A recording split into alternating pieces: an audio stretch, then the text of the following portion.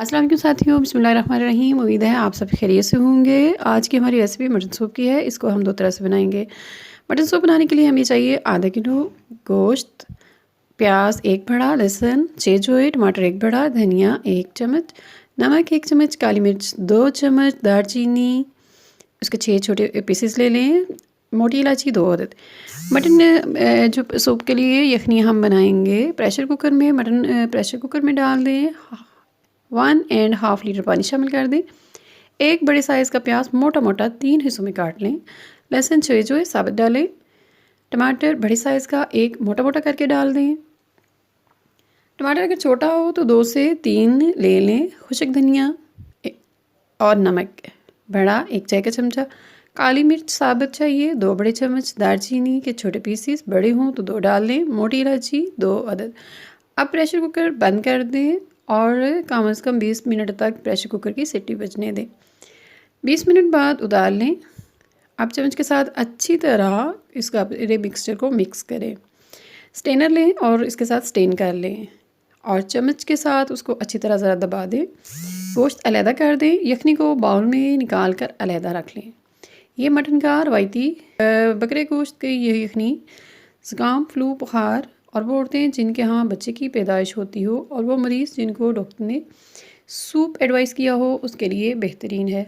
मौसम सरमा में सर्दी से बचने के लिए भी बेहतरीन है। कमज़ोर लोगों को फ़ौरन आराम देता है और दर्द को दूर कर देता है।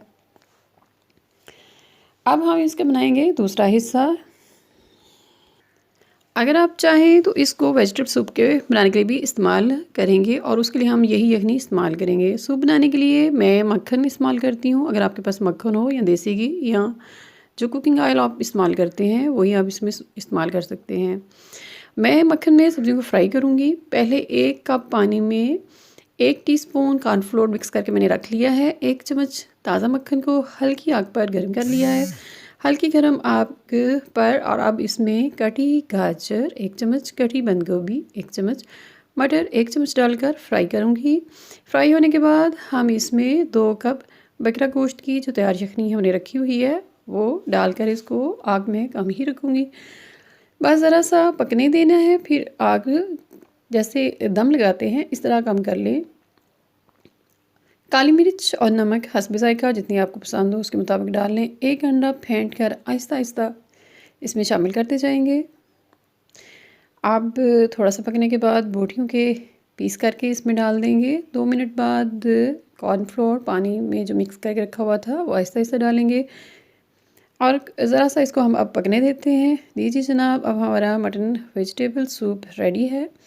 डॉक्टर्स की हदायत के मुताबिक मरीज़ों को देने के लिए भी बेहतरीन है। बच्चे और बड़े सबकी पसंद के ऐन मुताबिक है। मेहमानों को भी डिनर से पहले पेश किया जा सकता है।